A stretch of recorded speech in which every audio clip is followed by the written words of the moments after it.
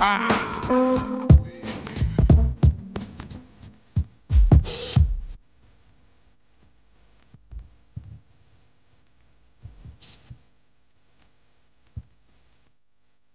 going on, Sid? How are you, man? I'm good. How are you? Good. Welcome to the Let's Talk About It YouTube, man. I'm happy that you're here today, man. I appreciate you having me. Thank you. Yeah, so you are a financial planner, and let's talk about what's going on in financial worlds, right? Let's do it. All right, so what is actually happening in a general term, in a general consensus, what's actually going on in today's economy? Absolutely. So obviously we have heard a lot about what the Fed's been doing, raising interest rates over the last year and a half to combat inflation. Numbers are coming back saying that inflation is cooling. The Fed has still kept their stance that they may not lower interest rates this year. There may be one rate cut this year, but we're still waiting to see what they say.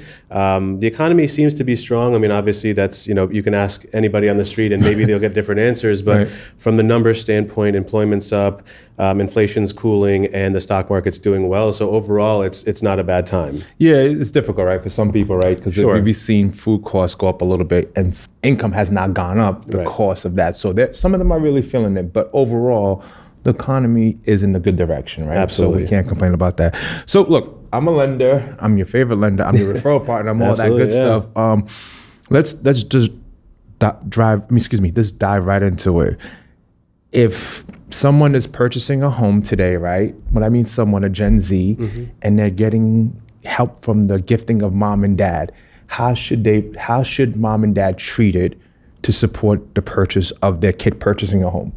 Absolutely. It's a great question, one that we get asked a lot by our clients. Right. And let's first start off by saying that, that's such an incredible thing, that gift, right? Yeah, it is. It's a privilege to have that. It is something that gives you a leg up. It makes it a little bit easier for you. And so, be very appreciative of mom and dad or grandma and grandpa for doing that. Right. I think for your parents or the parents that are gifting money, you need to make sure that it actually makes financial sense. Right? You may look at your accounts and see that you have the money there, but that doesn't necessarily mean that you can afford it. And I think that you have to understand what the difference is, right? Right. Having the money there is one thing. You have accounts with thousands of dollars, hundreds of thousands of dollars. You could always pull from that. But what does that do to your financial future? Right.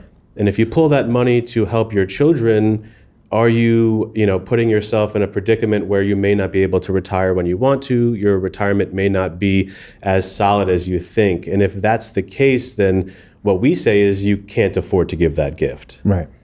So when you say can't afford, now we've seen in so many stories where a mom will say, look, or dad, we're going to lend you the money.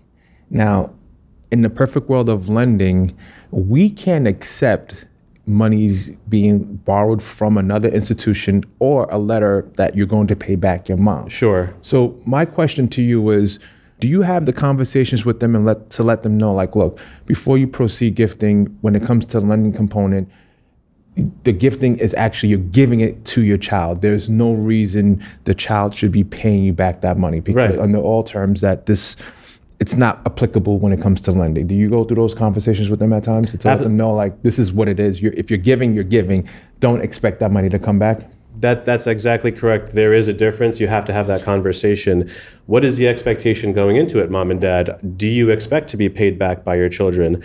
And if you're giving them some sort of help where it's a loan, that's something that you have to talk to them about and set that expectation going forward. If you're giving a gift, though, the expectation usually is that they're not going to pay you back. It's money that you're giving to them to use for their purposes. And I'm being very careful with it because, gifting is gifting. We all know what it means, but unfortunately, sometimes people paint a different color when it comes to gifting, right? Yeah. So that's why we're here to talk about. Absolutely. Like, gifting means you're giving something to someone and expecting nothing in return. And set that expectation at the beginning so that if you do expect to get paid back, that's different and that's fine. Right. But make sure that all the parties involved understand what that expectation is. Correct. And thank you for talking about that. So when it comes to taking money out of these portfolios, are there some tax implications that one should consider?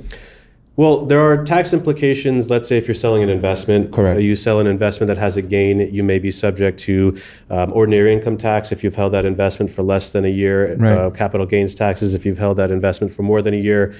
And then when it comes to gifting, there may be some implications as well. Okay. There is an annual gifting limit that you can give, which is $18,000 in 2024. That's very important. Not many don't know about this. Repeat that again. So the annual gifting limit for this year, for 2024, is $18,000. Last year it was $17,000. It goes up by about $1,000 every year. Right. And what that means is you can give a gift to someone of up to $18,000 without filing a separate IRS form.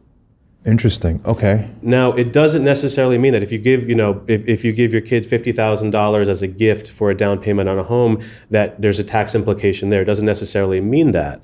But what it means is on the back end, when you pass away, they're going to look at the amount of gift that you've given over the limit and subtract it by the estate that gets passed on. Oh, I see. And That's there are good. estate taxes and estate tax limits. And so right now, currently, the estate tax limit is about $13.6 million. Okay.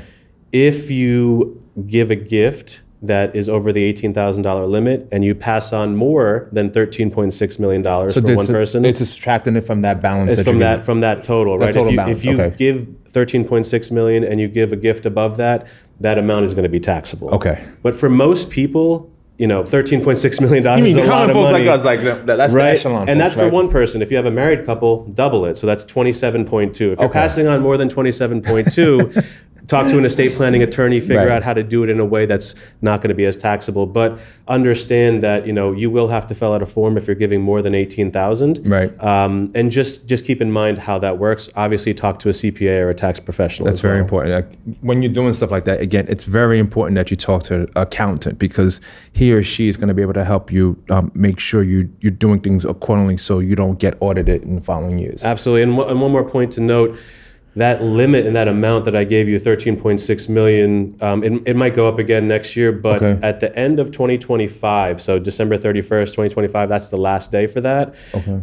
What's going to happen is these limits are sunsetting. They're going to go back to the original limits, and so in January 1st, 2026, that limit comes down to $7 million per person. Ah, interesting. So it changes the equation a little bit in terms of, if you have a big estate, right, you may have to really account for it now because the limit has been cut in half. But again, for most people, I think that $7 million for one person, 14 for two, is a big enough cushion where you don't have to worry about it. But definitely talk to a professional. Well, first of all, the clientele that my avatar of clients, you don't go that high with the income. Hey, listen, dream big. You're right. I mean, as you should, right? Yeah. So, all right, we talked about how gifting, how to do it and how to go about it, and when it comes to lending and how we accept it and how your kid can get a home. And to be fair, right, the baby boomers, which is our parents, they've done pretty well in today's market if they're financially savvy. Sure. With their, we just want to be careful. I don't want to say like you should have had this. No. So for some, they've seen the market increase tremendously, right? Yeah. And today, if you put their money in a money market account, some institutions are giving you 4% and better. So there are some things that parents are able to give because more than ever, when you open up that statement, you see how much money you have in your retirement account, you see how much money you have in your savings account. It's all because of the high interest rate. So now you're seeing this gain. You're like, okay, I can go ahead and help my kid out. So that's for those who are getting gifting monies from family members. So when it comes to business, how do you collaborate with realtors and professionals like myself? How do you genuinely put things together, do classes? How do you navigate that? And how do you source out your referrals when you have clients coming to see you and they're asking you, hey, Sid, I want to do this, I want to do that. How do you involve professionals like myself and realtors in situations like this? Yeah, I mean, it's definitely important to have a good group of professionals around you. I know you, I know the work that you do, so I feel comfortable if a client has a question, hey, talk to Jimmy. I can't guarantee that you guys are a perfect fit, but at least have a conversation with them, right? Try to set up those introductions, and then when it comes to clients that I have that are talking about buying a home, and you're working within different professionals, the mortgage professional, the actual real estate professional, the realtor, having those conversations in between, being able to give them the statements that they need, because I understand, in your line of work, you want to see statements of things, and making sure that we're able to provide that.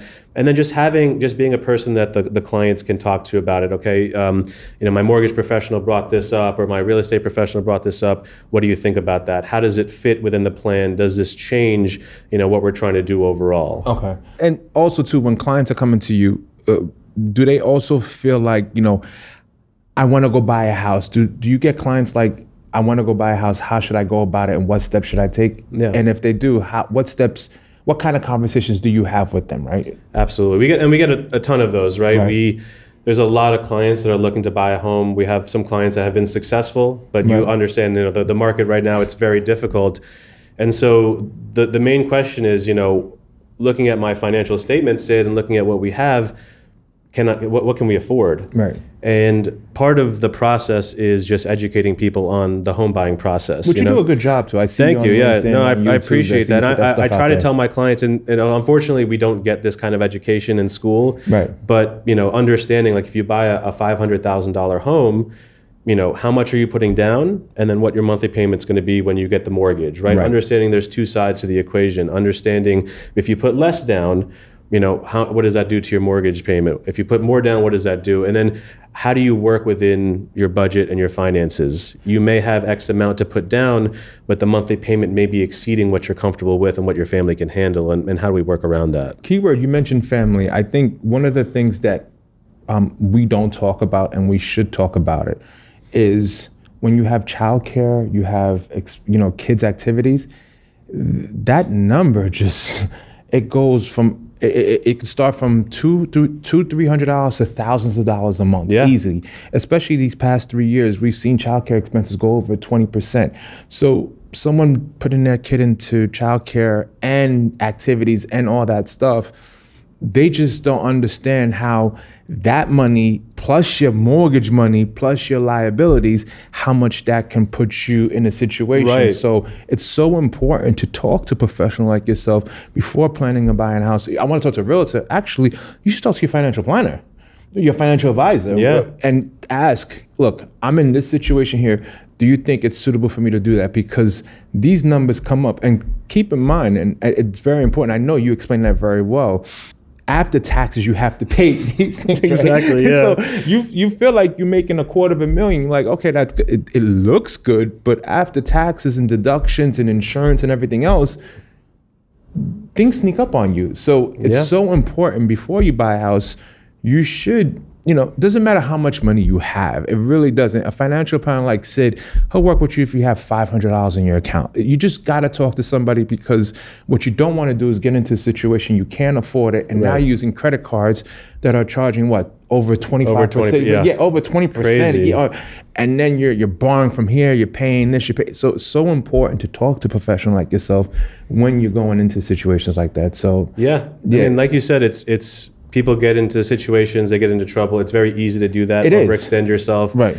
Take the time to sit down and do it yourself if you can figure it out. What are the numbers? What can I actually afford? Is my monthly payment within a reasonable number? And if you can't figure it out yourself, then ask for help, because this is way too important to just try to wing it and figure it out on on the fly. And it's important too, Sid. This is not we don't charge you a fee just to have a consultation. Right. This is all free. We love doing this. Yeah. We love setting you up. We love giving you the map, what that looks like for you, so you can move forward with the purchase of your home. So I think that's so important. Again, you got to check out Sid's stuff on YouTube and LinkedIn. We're going to have that in our show notes, of course.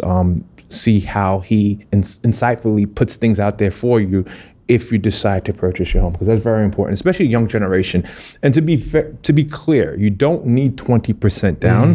Like, I think you and I talk about this a lot, right? You don't need 20% down. It's nice if you have it, but you can purchase a home with less than 20% down. Sure. Obviously, there is something called private mortgage insurance, but that's subject to your credit risks. It may not be as much as you think it is. Again, that's why it's important to talk to myself and Sid about what does that look like for you when purchasing a home. And to that point, like you said, you've told me, and I grew up hearing 20% all the time. A lot of people grew up. You start learning that you can put less down, but what does that do in terms of the other side of the equation, right? If you put less money down, it means you have to finance more from a bank. Correct. With interest rates the way they are, what does that do to your monthly cost and monthly mortgage payment?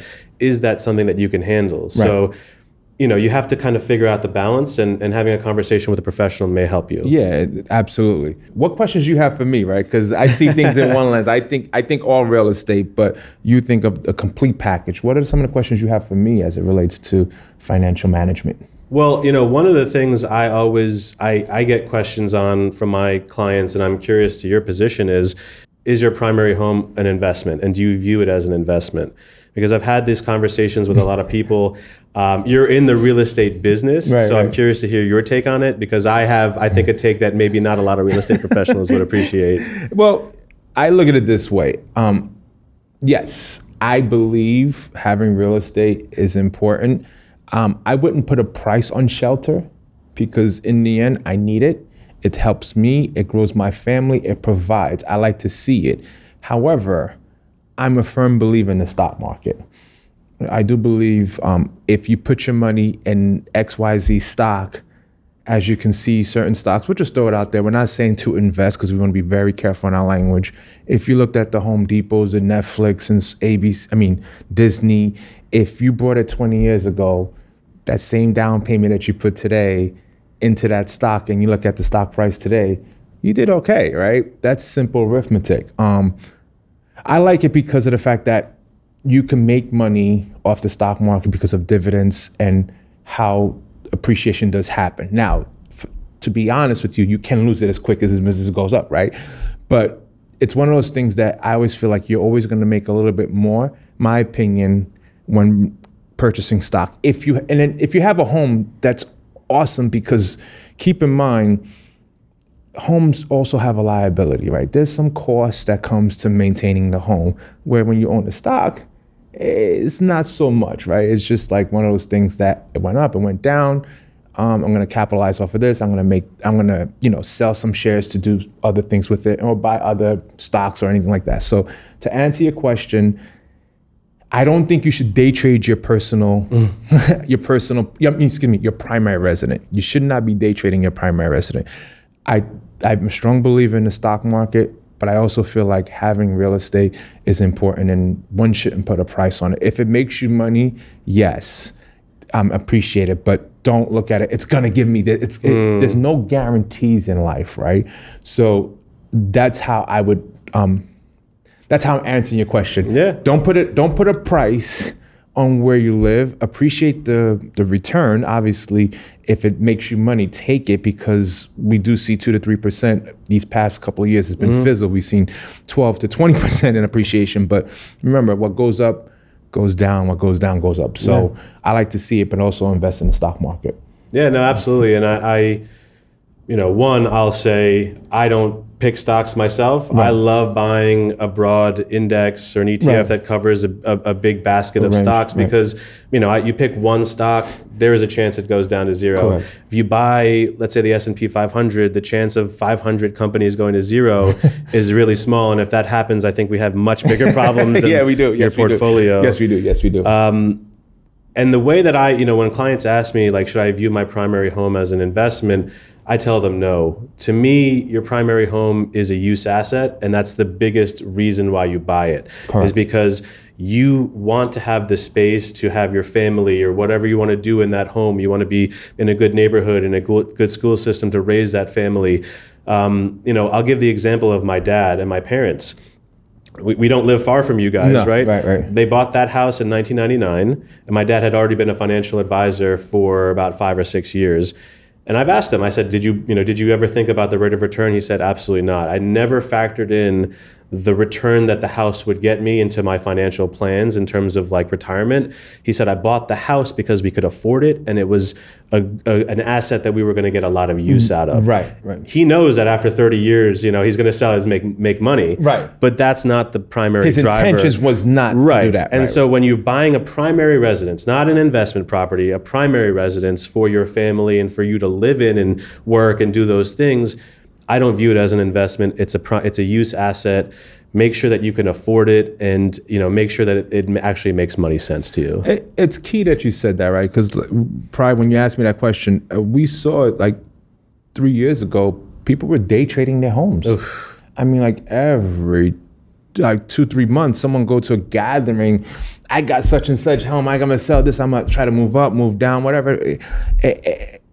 Is it good or bad? That's an opinion, right? I'm not here to judge. But what did happen was you thought you made and you didn't make enough. And now you're strapped because you've seen how much you needed to do whatever that financial part of your life was. And it didn't make any sense when it comes down to it, right? To me, I didn't see why were you day trading your home when you should just kept it simple. Again, my opinion, should just kept it simple. But like I said, people do things for whatever reason, and I respect that, right? We're in the business of not judging people, but that's a good question, because again, how do you view your primary resident? And we both agree, you don't put a price on shelter, you appreciate what you have, and you do what you have through the stock market. Because like you said, when you invest on a broad range of particular stocks, indexes, and even bonds, that can in the end provide you, good cash flow coming in if the market is doing what it needs to do. Yeah, and it's not to say that real estate is not something that you should look into. I absolutely believe if you, outside of your primary residence, if you're doing the homework, if you have the numbers lined up and you want to buy properties for an investment, absolutely, they'll appreciate, they can give you income. There's a lot of benefits to doing that, but the numbers have to make sense. And again, this is all outside of your primary residence. Yeah, keyword, outside of your primary residence. So that was a great question. Yeah, man. So what else do you see happening in in the world of financial management?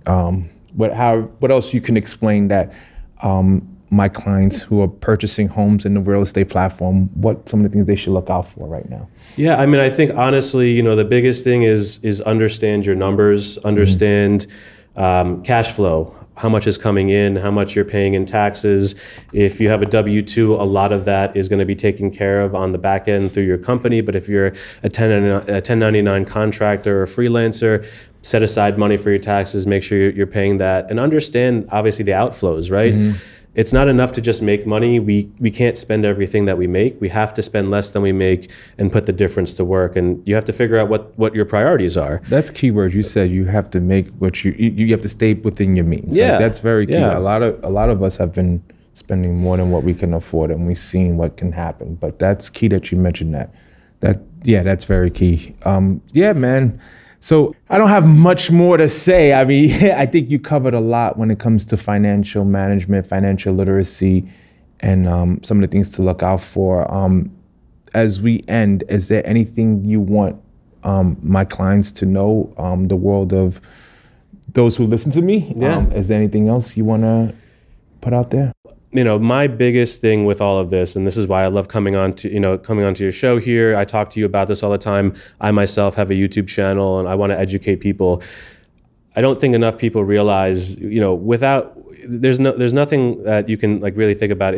We are all part of the financial system, right? Whether we like it or not, right? Whether we agree with it, whether you think it's fair, whatever it is. And there's rules to the system. There's rules to the game. Right. If you don't understand the rules, you're gonna be destroyed by the system. Right. If you understand it, you put that stuff into practice, spending less than you make, putting your money to work, you can take advantage of it, you can build wealth. And at the end of the day, wealth isn't the big house, the big cars, the fancy jewelry and all that. It's the ability to live life how you want to. Right, comfortably. Right, comfortably. To live in the home that you want to take care of your family when you need to take the vacations that you want to. And, for your clients in this show, wealth is being able to bless your children, your grandchildren, your nieces and nephews with resources to help them move their lives forward, whether it's helping to pay for tuition or helping to pay for a down payment on a home. Right. So think about how you fit into the system. Think about what you can do to better, your financial situation. Understand what's going on and be financially literate, because you can't escape this. No. And we're all part of it. So I think that's the biggest thing, biggest takeaway is understand, what your numbers are. And if you have questions, ask for help. Right. And again, this is free stuff. This is nothing where you're going to charge and we're going to come in or we're going to like force you to do anything. We're just going to give you the playbook of what it looks like in your set of circumstances and provide as much knowledge as we can with your income and navigate you to the promise of, if you can't get a home right now, it's okay. We can save some more money and we'll move forward when that time is ready. But if you can invest in your retirement account, which is very important today, because Sid talks about that a lot. He actually has me investing more in my retirement account. I got to give him a check soon too, right? I got to close more deals. But that said, again, we're here because we want to show that we're always available for the services that you're looking for, because in the end, we love what we do. Yep. And it's important for us to watch you grow, because watching you grow and others watching you grow, that just means that we're providing our value. We know we're a true testament to everything when it comes to financial literacy. So thank you so much for coming on the show, Sid. I really appreciate you. I've tried many times and, schedules conflicting and everything, but we finally made it happen. I appreciate you coming on Let's Talk About a Podcast YouTube, man. Thank you, man. Thank you for having me. All right. Thank you. Have a good one. Take care.